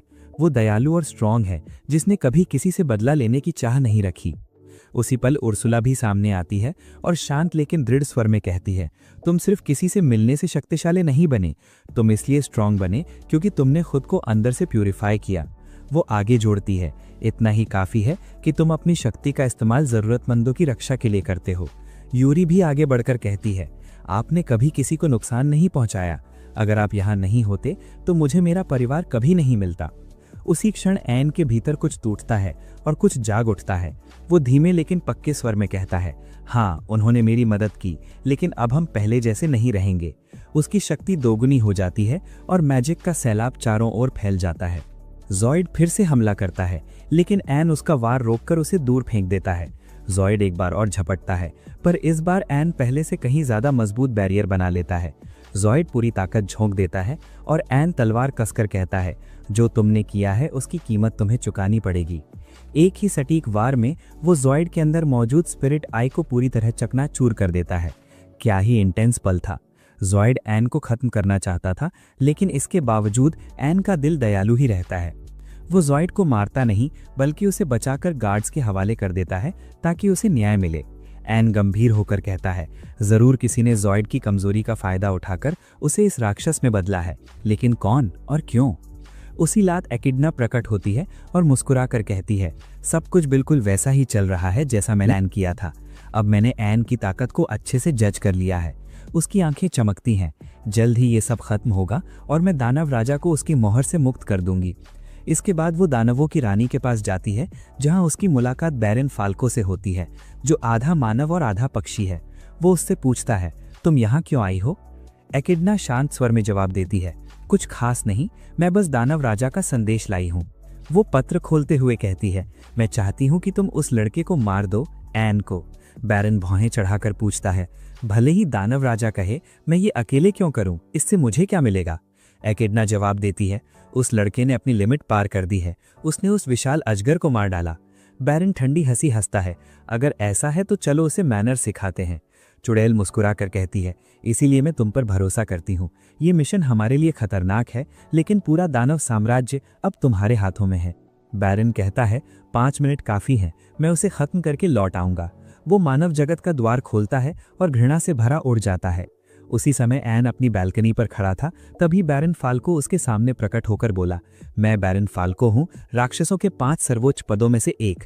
मैं तुम्हारा अंत करने आया हूँ। एन उपहास से कहता है, ड्रामा बंद करो, लोग सो रहे हैं, उन्हें जगा दोगे। बैरन स्तब्ध रह जाता है। उससे इस तरह बात करने की हिम्मत किसकी हुई? वो गुस्से से झपटता है, लेकिन एन का एक ही थप्पड़ उसे हवा में उड़ा देता है। बैरन समझ ही नहीं पाता कि हुआ क्या। एन उसके पीछे जाकर ठंडे स्वर में कहता है, वैसे बैरन का रैंक सबसे नीचे नहीं होता। एक और थप्पड़ और बैरन जमीन पर गिरकर खत्म हो जाता है। एन नीचे उतरते हुए खुद से कहता है, वो मुझे मारने आया था, लेकिन योई या उसकी बहन को नुकसान पहुंचाने की उसकी औकात नहीं थी। उसी पल योई और बीना जाग जाती हैं और घबराकर पूछती हैं कि क्या हुआ। बैरन का शव देखकर बीना की आंखें चमक उठती हैं और बोल पड़ती हैं, वाओ, ये तो पहले से भी ज्यादा पावरफुल हो गया है। शायद उर्सुला से भी ज्यादा पावरफुल। वही उर्सुला जिसने तुम्हें ट्रेन किया था। ये सुनते ही उर्सुला का चेहरा तमतमा गया और गुस्से में वो उस पर झपट पड़ी। और यहीं से सीन कट होता है। अगले दिन एन शाही महल के भीतर मौजूद फॉरबिडन लाइब्रेरी में पहुंचता है, जहां उसकी मुलाकात क्लॉडिया से होती है। क्लॉडिया बोलती है, ये एक मैसिव लाइब्रेरी है, लेकिन ये सिर्फ रॉयल फैमिली के लिए रिजर्व्ड है। फिर भी क्योंकि तुम्हारे पास राजा द्वारा दिया गया मेडल है, तो मैं एंट्री मिल सकती है। बस एक कंडीशन है, लाइब्रेरियन की परमिशन जरूरी है। क्लॉडिया आगे कहती है, मैं इससे ज्यादा हेल्प नहीं कर सकती। एन हल्की स्माइल के साथ जवाब देता है डोंट वरी, और लाइब्रेरियन से मिलने के लिए दरवाजे के अंदर चला जाता है। योई भी उसके पीछे जाने की कोशिश करती है, लेकिन एक इनविजिबल बैरियर उसे रोक लेता है। मतलब साफ था, लाइब्रेरियन ने सिर्फ एन को ही अंदर बुलाया था। एन आगे बढ़ता है और उसके सामने किताबों का एक एंडलेस सी खुल जाता है। वो खुद से सोचता है, ये सब क्या है? अगर 1 साल भी सर्च करता रहूं तब भी शायद मुझे वो ना मिले जिसकी मुझे जरूरत है। तभी अचानक ऊपर से एक लड़की नीचे गिरती है। एन रिफ्लेक्स में दौड़ता है और जमीन पर गिरने से पहले ही उसे पकड़ लेता है। Are you okay? वो पूछता है। लड़की संभलते हुए उठती है और सॉफ्टली कहती है थैंक यू, मेरा नाम एलिस है। वो बताती है कि वो पढ़ रही थी और बैलेंस बिगड़ गया। यही रिवील होता है, एलिस ही लाइब्रेरियन थी। वो एन से पूछती है तुम क्या ढूंढ रही हो? एन जवाब देता है मुझे हमारे आसपास मौजूद सीक्रेट डंजन्स पर किताबें चाहिए। एलिस क्यूरियस होकर पूछती है क्यों? वो थोड़ी देर रुककर कहता है मैं अपने किसी क्लोज पर्सन को उसकी फैमिली को ढूंढने में हेल्प करना चाहता हूँ। एलिस एक किताब उसे देते हुए कहती है इसमें तुम्हें सब कुछ मिल जाएगा। एन खुशी से किताब ले लेता है। फिर एलिस अचानक पूछती है योरी अब कैसी है? एन चौंक जाता है तुम उसे कैसे जानती हो? एलिस हल्की मुस्कान के साथ कहती है तुम्हारी कलरफुल आईज में उसकी सोल झलकती है। मैं योरी को जानती हूँ क्योंकि वो मेरी सोल जैसी है। मैं भी एक ट्री स्पिरिट हूँ। और ऑनेस्टली ये मोमेंट शॉकिंग था। योरी की बहनों में से एक इतनी आसानी से मिल जाना अनएक्सपेक्टेड था। तभी उसकी गार्डियन अकाने प्रकट होती है और एन से कहती है मेरी बेटी को खुश करने के लिए धन्यवाद। एन थोड़ा कंफ्यूज्ड होकर पूछता है इसमें खुश होने जैसा क्या है? फिर वो बाहर खड़ी योई और बीना के बारे में पूछता है, लेकिन अकाने साफ कह देती हैं वे तुम्हारे साथ नहीं आ सकती। वो समझाती हैं ये लाइब्रेरी महल के अंदर नहीं है, ये एक अलग डिमेंशन में एग्जिस्ट करती है। महल के भीतर एक स्पेशल गेट है जो इसे जोड़ता है, लेकिन इससे सिर्फ ह्यूमंस ही गुजर सकते हैं क्योंकि यहाँ राज्य के सारे सीक्रेट्स सुरक्षित हैं। इसकी रक्षा के बदले हमें इसे यूज करने और पढ़ने की अनुमति है। लेकिन अगर तुम चाहते हो कि एलिस अपनी बहनों से मिले तो तुम्हें सीक्रेट डंजन तक पहुंचना होगा और डायरेक्टली यहीं आना होगा। एन एलिस से पूछता है तुम अपनी बहनों से क्यों नहीं मिलना चाहती? एलिस चुप रहती है, कोई जवाब नहीं। एन धीरे से कहता है मैं समझता हूँ तुम्हें बाहर जाने से डर लग रहा है। डोंट वरी, हर नई चीज से पहले डर लगता है, लेकिन मैं हमेशा तुम्हारे साथ रहूंगा चाहे कितना भी टाइम लगे। मैं प्रॉमिस करता हूँ मैं तुम्हें अपनी बहनों तक ले जाऊंगा और प्रोटेक्ट भी करूंगा। बस इतना चाहता हूँ कि तुम मुझ पर थोड़ा ट्रस्ट करो। ये कहकर वो आगे जोड़ता है मैं तुम्हें सोचने के लिए अकेला छोड़ देता हूँ, तब तक मैं इस बुक में डंजन का रास्ता ढूंढता हूँ। उसके शब्द एलिस के दिल को हिला देते हैं। वो जाना चाहती थी लेकिन हेजिटेशन अब भी था। इधर एन किताब लेकर चला जाता है और जब योरी और उसकी बहन को सब पता चलता है तो वो भी एलिस से मिलने की इच्छा जताती हैं। एन उन्हें भरोसा देता है डोंट वरी, मैं फिर कोशिश करूंगा, मैं उसे मनाऊंगा। मैं भी चाहता हूं कि वो बाहर आए और तुमसे मिले। लेकिन इशू ये था एलिस ने गलती से उसे रॉन्ग बुक दे दी थी, एक ऐसी किताब जो गलत लोकेशन बताती थी। उसी वक्त एलिस एक क्रिस्टल के जरिए उन्हें देख रही थी। गार्डियन पूछती है तुमने गलत किताब क्यों दी? क्या तुम अपनी बहनों से नहीं मिलना चाहती? एलिस धीरे से कहती है मुझे दूसरों से बात करने में डर लगता है, मैं लड़ नहीं सकती, मैं बस बर्डन बन जाऊंगी। और वैसे भी मुझे इंसान बिल्कुल पसंद नहीं है। गार्डियन उसे समझाती है लेकिन एन बाकी इंसानों जैसा नहीं है और अभी तुम्हें उसके साथ बाहर जाने की जरूरत भी नहीं है। जब तक वो हमारी डंजन नहीं ढूंढ लेता वेट करो। फिर मुस्कुराते हुए जोड़ती हैं वैसे सच कहूं लगता है तुम उसकी तारीफ करती हो, तुम्हारे चेहरे से साफ दिख रहा है। उस पर भरोसा करके देखो, तुम्हारा कुछ नहीं जाएगा और अगर कुछ हो भी जाए तुम हमेशा वापस आ सकती हो। ठीक उसी पल एन फिर से अंदर आता है। अकाने कहती है हिम्मत रखो और एलिस को हल्का सा आगे धकेल देती हैं। एलिस आगे बढ़ती है और कहती है मुझे तुम पर भरोसा है, मुझे अपने साथ ले चलो ताकि मैं अपनी बहनों से मिल सकूं। एन उसे उठाता है और दोनों उड़ते हुए उस डंजन की ओर जाते हैं जहां उसका एलिमेंट रखा था। अकीहानी वो उसे मूल तत्व सौंप देती हैं। फिर वे डंजन से बाहर निकलने लगते हैं। रास्ते में आने वाला हर मॉन्स्टर एन और अकीहानी मिलकर डिफीट करते जाते हैं। अंत में हमारा नायक डंजन के बॉस तक पहुंचता है, एक आर्मर्ड जाइगेंटिक वॉरियर। एन अपनी तलवार फेंकते हुए बोलता है रेडी। वॉरियर हंसकर कहता है क्या तुम्हें लगता है सिर्फ तुम ही हीरो हो? वो भी अपनी तलवार फेंक देता है, लेकिन नेक्स्ट सेकंड एन एक ही स्ट्राइक में उसे हेल्पलेस कर देता है। सीरियसली एन कितना इंसेन स्ट्रांग हो चुका था। इसके बाद वो सबको इकट्ठा करता है और डंजन से बाहर निकालकर महल की ओर ले जाता है। जैसे ही योई और बीना एलिस को देखती हैं, दोनों उसकी तरफ दौड़ पड़ती हैं। हालांकि एलिस को ज्यादा टच पसंद नहीं था, लेकिन यूई एक्साइटमेंट में एन पर ही झपट्टा मार देती है और उसे जोर से गले लगा लेती है। उसने अपनी एल्डर सिस्टर एलिस से मिलने की इजाजत दिलाने के लिए एन को दिल से धन्यवाद कहा। एलिस खुशी से चमक रही थी और सच कहें तो ऐसा लग रहा था जैसे बहनों के बीच एन को लेकर कोई साइलेंट कंपटीशन चल रहा हो। कौन उसके साथ रहेगा, कौन आगे बढ़ेगा, इसका जवाब हमें बाद में मिलेगा। और यहीं से कहानी थोड़ा पॉज लेकर अगले मोड़ पर आती है। अगले दिन एन महल के भीतर बैठा अपनी अगली मूव के बारे में सोच रहा था। तभी पीछे से मेगन आई और हल्के से उसका हाथ उसके कंधे पर रख दिया। उस पल ऐसा लगा जैसे उनके बीच कोई अजीब सा लेकिन गहरा कनेक्शन बन गया हो। वो वहीं उसके और जैस्पर के पास बैठ गई। जैस्पर ने गंभीर स्वर में कहा, राजा तुम्हें एक ऑफिशियल मिशन पर बुला रहे हैं। मेगन ने आगे समझाया, बहुत समय पहले राक्षसों को मानव जगत से बाहर खदेड़ दिया गया था, जब नायकों ने मानव राज्य और राक्षसों के क्षेत्र के बीच एक विशाल दीवार खड़ी कर दी थी। लेकिन हाल ही में ऋषिक नाम के इलाके में उनकी मौजूदगी अचानक बहुत ज्यादा बढ़ गई है। एन, तुम्हारा मिशन है वहां फैल रहे करप्शन मॉन्स्टर्स को खत्म करना। एन ने बिना झिझक जवाब दिया, मैं सच में आपकी मदद करना चाहता हूं। लेकिन तभी उर्सुला उसके पास प्रकट हुई और सख्त आवाज में बोली, हमारा उद्देश्य अलग है, हम वहां नहीं जा सकते और हमें अजनबियों की मदद क्यों करनी चाहिए। एन ने शांत लेकिन गहरे भाव से कहा, जब आपने मेरी मदद की थी तब मैं भी आपके और यूरी के लिए एक अजनबी ही था। मैं उस डर और बेबसी को समझता हूँ जब सामने खुद से कहीं ज्यादा ताकतवर दुश्मन खड़ा हो। मैंने अपनी पूरी जिंदगी इसी एहसास में बिताई है। आज अगर मैं यहाँ खड़ा हूँ तो सिर्फ इसलिए क्योंकि आपने एक बार मेरी मदद की थी और अब मैं भी वही करना चाहता हूँ, रिटर्न द फेवर, और दूसरों की रक्षा करना चाहता हूँ। उस पल यूई और बाकी सभी ने एक साथ कहा, हम तुम्हारे साथ हैं। एन ने जैस्पर और मेगन की ओर देखते हुए कहा, मैं ये मिशन स्वीकार करता हूँ। उधर उसी समय ऋषिक क्षेत्र में लोगों की एक बड़ी भीड़ जंगल के रास्ते आगे बढ़ रही थी। उनके बीच एक छोटी सी बच्ची भी थी। बच्ची ने मासूमियत से अपने पिता से कहा, मुझे भूख लगी है। पिता ने उसे समझाते हुए कहा, बस थोड़ा और इंतजार करो, हम ऐसी जगह जा रहे हैं जहाँ तुम्हें बहुत स्वादिष्ट खाना मिलेगा। लड़की की आंखें चमक उठी।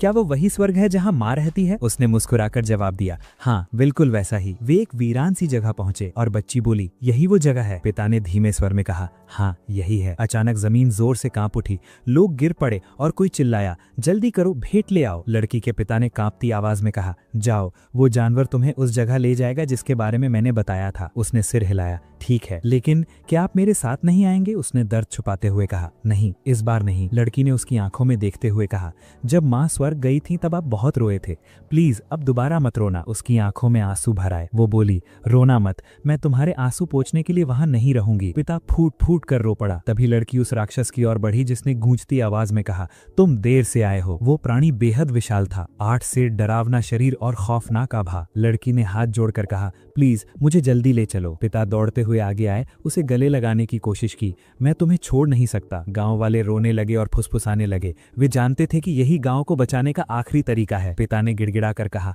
मुझे भी अपनी बेटी के साथ ले चलो। राक्षस ने ठंडे स्वर में कहा, क्या तुम हमारा समझौता भूल गए?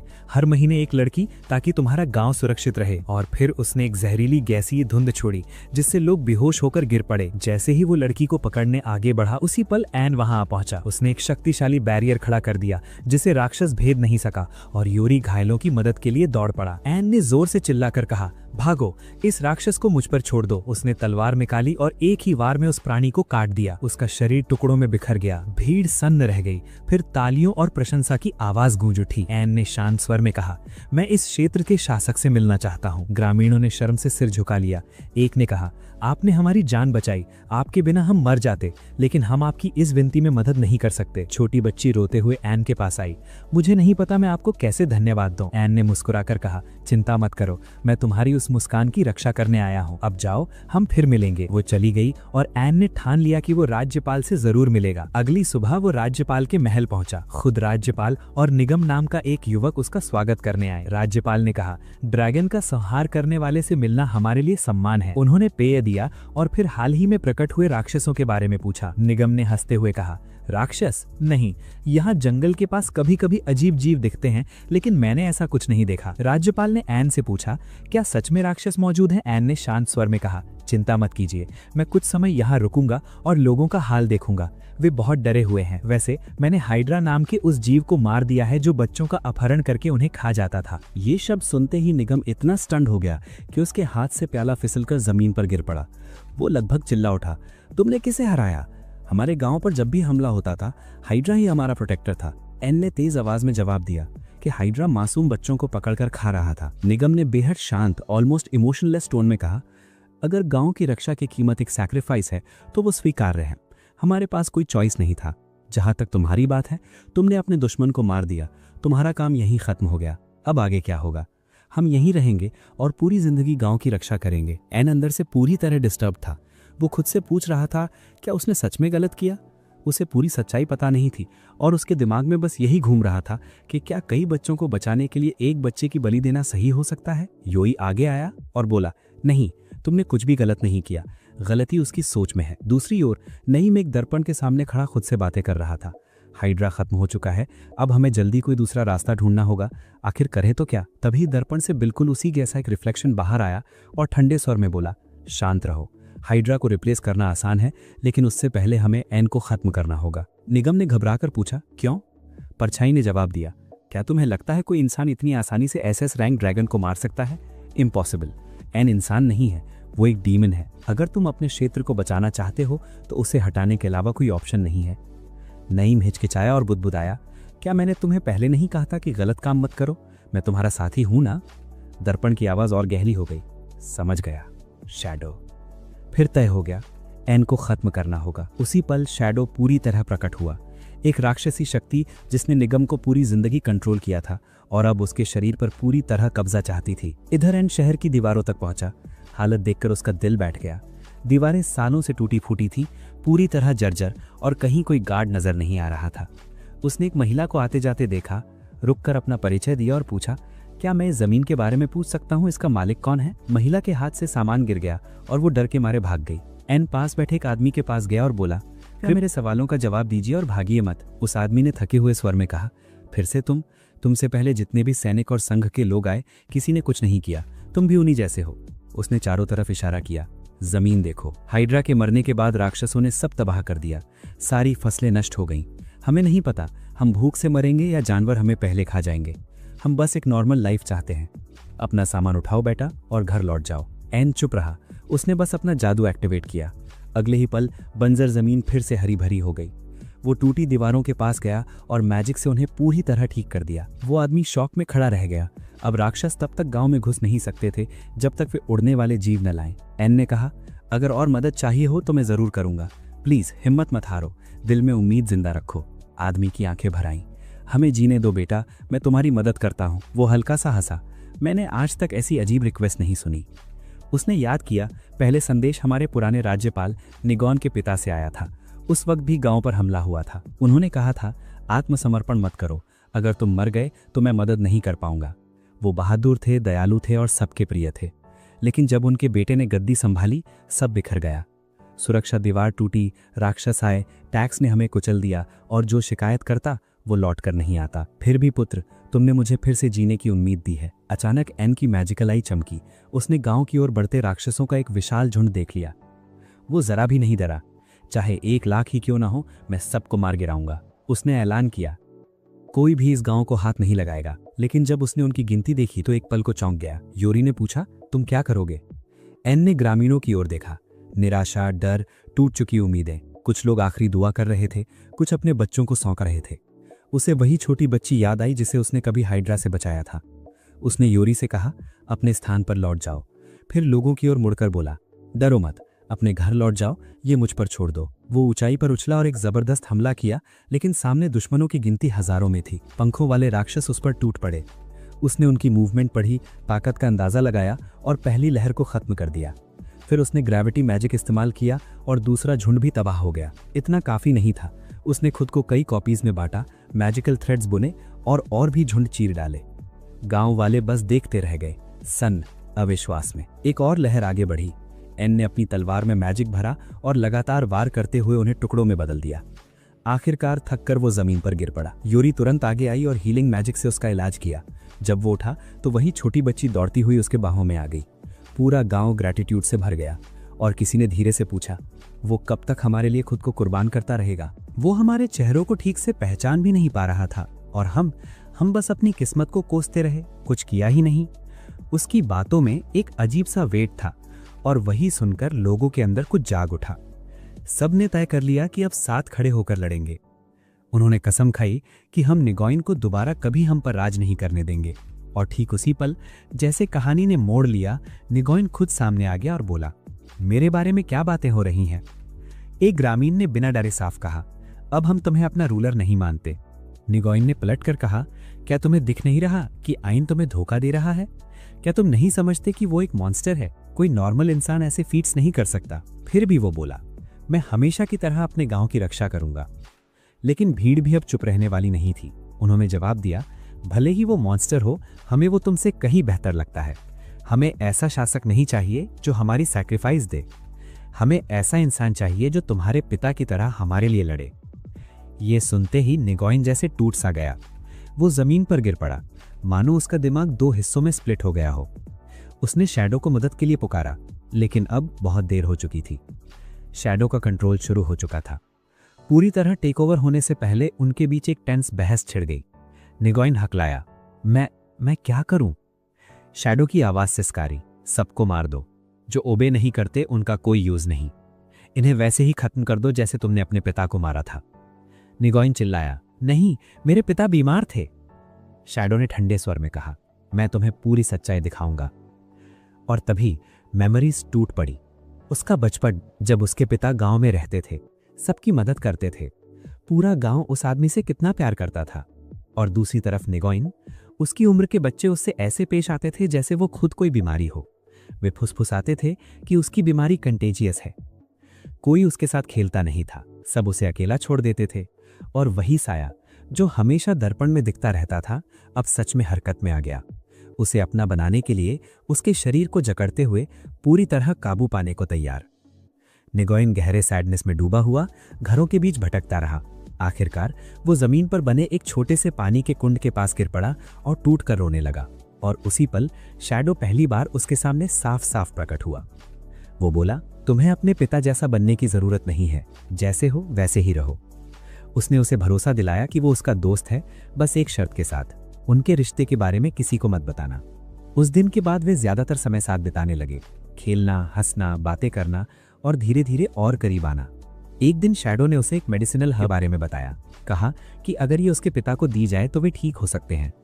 उम्मीद की एक हल्की सी स्पार्क लेकर निगोइन हर दिन बेचैनी से उस जड़ी बूटी को इकट्ठा करता, अपने पिता के लिए दवा तैयार करता। उसे लगता था कि वो उन्हें अपनी आंखों के सामने ठीक होते देखेगा, लेकिन उसे पता ही नहीं था कि वो धीरे धीरे उन्हें जहर दे रहा था। आखिरकार उसके पिता की मौत हो गई। शौक और गिल्ट में डूबा निगोइन कुछ भी करने की हालत में नहीं रहा, और यही वो पल था जिसका शैडो इंतजार कर रहा था। धीरे धीरे उसने निगोइन पर अपनी पकड़ मजबूत कर ली, और कहानी हमें ठीक उसी बिंदु पर ले आई जहां हम अब खड़े हैं। शैडो ने ठहाका लगाया, मानो हर सच अब सामने आ चुका हो। तू ही वो बेवकूफ है जिसने अपने ही हाथों से अपने पिता की जान ली। ये सब मेरी बनाई हुई कहानी थी। पूरी तरह टूट चुका वो लड़का अब और लड़ नहीं पाया। उसी पल उसने हार मान ली और शैडो ने उसके शरीर पर कंप्लीट कंट्रोल हासिल कर लिया। एन बेबस सा खड़ा देखता रह गया। तभी शैडो ने ऐलान किया, मैं 5 डीमन लॉर्ड्स में से एक हूं और ड्रैगन स्लेयर, तुमसे मिलकर खुशी हुई।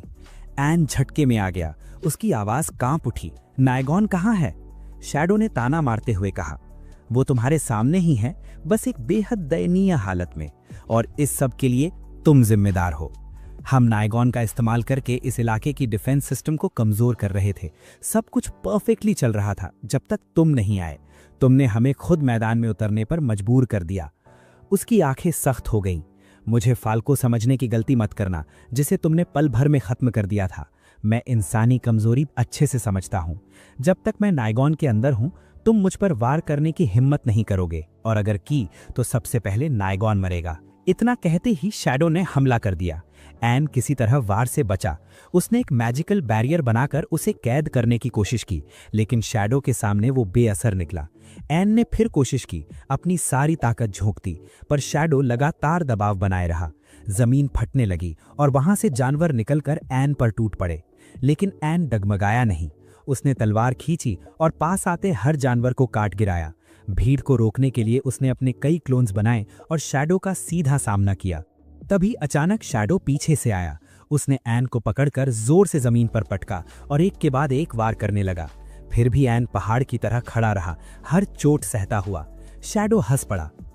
मैंने कहा था ना, तुम मुझ पर हमला नहीं कर सकते। अगर किया तो नायगॉन मर जाएगा। एन की आवाज गूंज उठी। नहीं, ऐसा कभी नहीं होगा। मैं किसी और को बचाने के लिए नायगॉन की कुर्बानी नहीं दूंगा। उसने पूरी ताकत से चिल्लाया, नायगॉन, मुझे पता है तुम सुन सकते हो। शैडो बेरहमी से हमला करता रहा, लेकिन एन रुका नहीं। एक एक कदम आगे बढ़ता रहा, पुकारता रहा और आखिरकार उसे पकड़कर जमीन पर दे मारा। नायगॉन, तुमने कहा था कि तुम अपने गांव की रक्षा करना चाहते हो। मुझे पता है तुम्हारा दिल क्या चाहता था। अब उठो और खुद इसकी रक्षा करो। उस पल नायगॉन के दिमाग में उसके पिता की यादें उमड़ पड़ी। आंसू खुद ब खुद बहने लगे। मुझे समझ जाना चाहिए था शैडो मेरे साथ क्या कर रहा था। मैंने जो किया उसके लिए मैं खुद को कभी माफ नहीं कर पाऊंगा। वो होश में आने की कोशिश कर रहा था, लेकिन शैडो की पकड़ अब भी बनी हुई थी। शैडो गुर्राया, मैं तुम्हें कभी नहीं छोड़ूंगा। कांपते हाथों लेकिन मजबूत इरादे के साथ नायगॉन ने एक खंजर उठाया और खुद को घोंप लिया। शैडो चीख पड़ा, तो अकेले ही मर जाओ मूर्ख। वो नायगॉन के शरीर से निकलकर एक छोटे जानवर जैसे रूप में भागने लगा, लेकिन एन ने मौका नहीं दिया। उसकी तलवार बिजली की तरह चली और शैडो 2 हिस्सों में कट गया। एन तुरंत नायगॉन के पास पहुंचा और उसकी सांसें सामान्य होने तक उसे हील करता रहा। नायगॉन ने बेहद धीमी आवाज में कहा, एन, तुमने मुझे क्यों बचाया? मुझे अंधेरे से बाहर क्यों निकाला? मैं तो अपने पापों का प्रायश्चित करने के लिए मरने को तैयार था। एन ने बिना हिचक कहा, मैं तुम्हें अपनी या किसी और की जान कुर्बान नहीं करने दूंगा। प्रायश्चित यहाँ होगा, अपने गांव के साथ, मौत की ओर भागकर नहीं। लेकिन शैडो अभी पूरी तरह खत्म नहीं हुआ था। वो एक बार फिर कमजोर सा रूप लेकर भागने लगा। तभी बीना ने उसे पकड़ लिया। एन पास आया और शांत लेकिन सख्त आवाज में बोला, तुम राक्षस मेरी मौत क्यों चाहते हो? मैंने तुम्हारा क्या बिगाड़ा है? क्या मैं सच में इतना बड़ा खतरा हूं? शैडो ने हंसकर कहा, क्या तुम्हें अब भी समझ नहीं आया? क्या तुम मेरे ही कुल से नहीं हो? एन की आंखें ठंडी पड़ गईं। तो फिर मैं तुम्हें यहीं खत्म कर दूंगा। शैडो घबरा गया। रुको, मैं सब बता दूंगा, बस मुझे आजाद। लेकिन बात पूरी होने से पहले ही वो जिस बाधा में कैद था उसी के अंदर विस्फोट हो गया। सभी राक्षसों पर एक कर्स लगा था। अगर वे कोई बड़ा रहस्य खोलते तो तुरंत नष्ट हो जाते। कुछ समय बाद एन महल लौटा। वहां उसे पता चला कि राजा ने उसे उसी क्षेत्र का राज्यपाल नियुक्त करने का फैसला किया है जिसे उसने बचाया था। ये फैसला खुद नायगॉन की गुजारिश पर हुआ था, जिसने न्याय के सामने आत्मसमर्पण कर दिया था। एन ने पद स्वीकार कर लिया। क्लॉडिया ने शरारती मुस्कान से कहा, तो अब हम ऑफिशियली शादी कर सकते हैं। एन हंस पड़ा, मेरी देवी, मुझे बख्श दीजिए। मैं आपके सामने कुछ भी नहीं हूं और ऑनेस्टली बंधन में बंधने का मेरा कोई प्लान नहीं था। और यहीं से कहानी दानव साम्राज्य की ओर मुड़ती है। वहां 2 सरदार शैडो की मौत के बाद हालात का जायजा ले रहे थे, जिसे एन ने एक ही बार में खत्म कर दिया था। तभी अचानक उनमें से एक का सिर हवा में उड़ गया। अविश्वास की चीखें गूंज उठीं। ये कौन है? उसी पल एक औरत ने ठंडे स्वर में कहा, मुझे सबसे ज्यादा नफरत कमजोरी से है, और उससे भी ज्यादा अपने से कमजोर पर जुल्म करने वालों से। ये महिला थी आयोना, दानव राजा के बाद दानव कुलीन वर्ग में सबसे ऊंचे स्थान पर, पूरे साम्राज्य की तीसरी सबसे शक्तिशाली हस्ती। आयोना ने एक सेवक को बुलाया और आदेश दिया कि एन को मारने और स्पिरिट ट्री की आत्मा वापस लाने के लिए एक हत्यारे को भेजा जाए। उसने उसे उस काल कोठरी का स्थान भी बताया। जाते जाते उसने आत्मविश्वास से कहा, चिंता मत करो, मैं स्पिरिट ट्री की शक्ति लेकर लौटूंगी और खुद इस तथाकथित कचरा उठाने वाले से हमारा हिसाब चुकाऊंगी। मेरा इंतजार करना। उसका भरोसा डरावना था। हम वापस एन के पास लौटते हैं और तभी एलिस उसके सामने आती है और हल्की सी हिचक के साथ कहती है, मुझे आपसे कुछ चाहिए। वो बताती है कि वो अपने क्रिस्टल के जरिए सब देख रही थी, क्योंकि एन के आने से पहले वो अपनी बहनों को देखना चाहती थी। और तभी अचानक ये विजन सामने आया। एन देखता है और उसे एक लड़की बिस्तर पर लेटी हुई नजर आती है।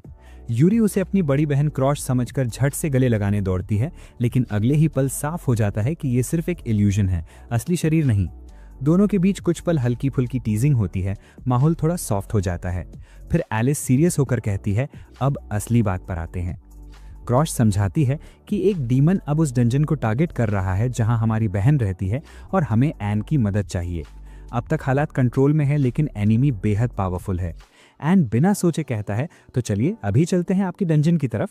लेकिन एलिस तुरंत सुधारती है, नहीं, मेरी डंजन नहीं, निशाने पर हमारी सबसे छोटी बहन मी की डंजन है।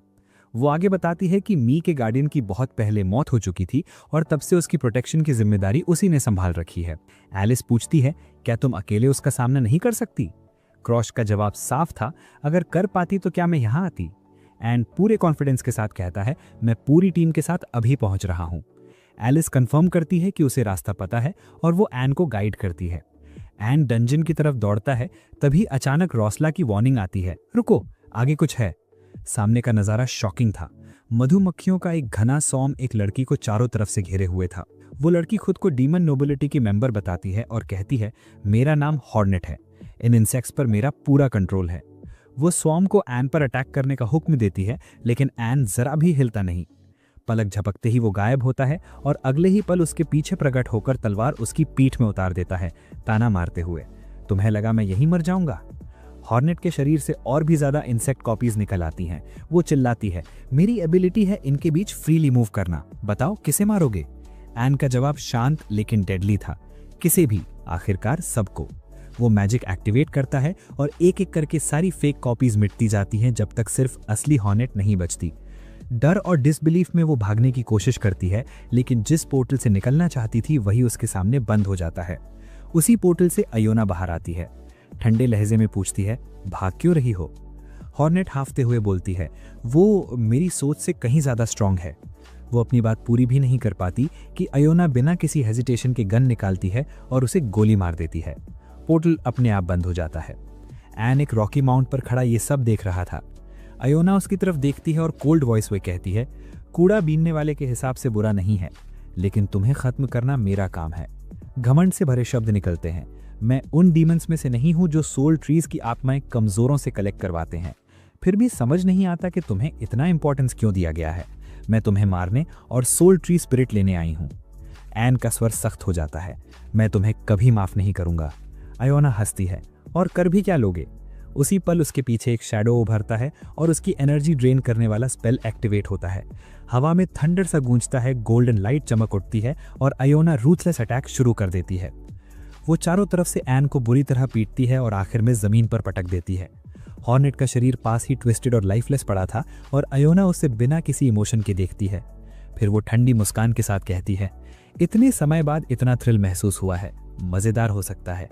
वो 2 पिस्टल्स निकालती है और गोलियों की बारिश कर देती है, लेकिन एन अपनी तलवार के एक ही स्विंग से सारी गोलियां रोक देता है।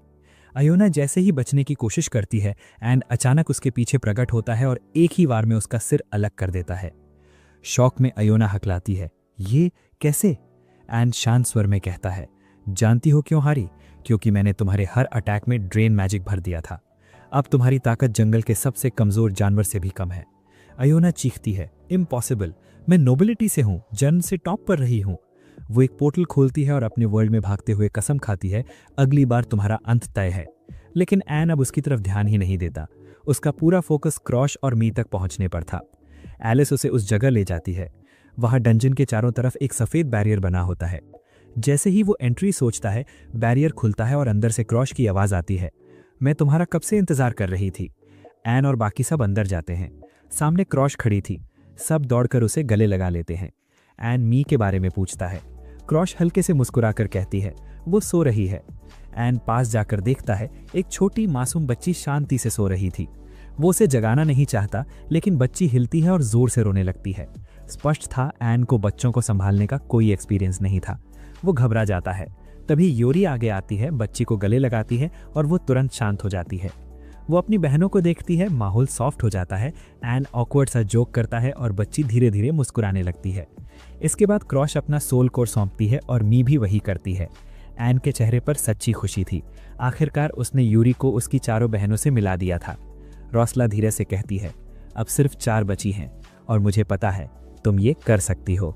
एन हल्की सी मुस्कान के साथ बोला, पूरी जिंदगी में खुद को बेकार समझता रहा, नेगेटिव थॉट्स से घिरा रहा, लेकिन जिस दिन से मैं यूरी और उसकी बहनों से मिला हूं ना, मेरी सबसे बड़ी विश बस यही बन गई है कि मैं उनकी रक्षा करूं और उन्हें खुश देख सकूं। शायद इसी वजह से मैंने खुद से दोबारा प्यार करना सीख लिया है। रुसला ने मजाक में उसे हल्की सी लात मारी और बोली, बस करो ये इमोशनल बातें, अपने ड्यूटी पर ध्यान दो। उसके बाद उसने उसकी आंख में 2 कोर जोड़ दिए और उसी पल सबके दिलों में एक अजीब सी खुशी भर गई।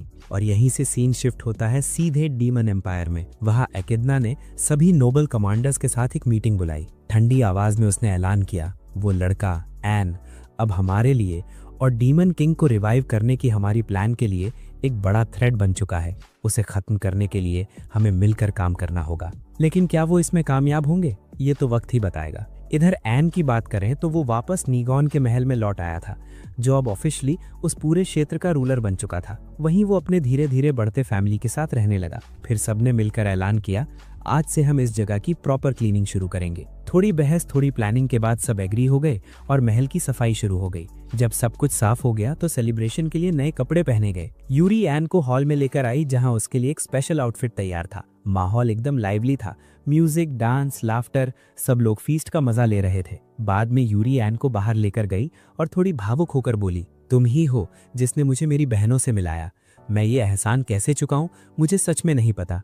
एन ने हल्के से मुस्कुराकर जवाब दिया, कोई बात नहीं, मैं तो बस उस काइंडनेस का बदला चुका रहा हूँ जो तुम सबने मुझे दिखाई थी। अभी बहुत कुछ बाकी है और हम तुम्हारी बाकी बहनों को भी जरूर ढूंढेंगे, चाहे कितना भी टाइम क्यों ना लग जाए। यूरी खुशी से भर गई, उसकी आंखों में चमक साफ दिखाई दे रही थी। और यहीं पर हमारी कहानी का पहला भाग खत्म होता है। अगर आप जानना चाहते हैं कि एकिडना डीमन आर्मी के साथ आगे क्या चाल चलेगी और इन सब के बाद एन का फ्यूचर क्या मोड़ लेगा, तो पार्ट 2 के लिए बने रहिए। फिर मिलेंगे। अलविदा।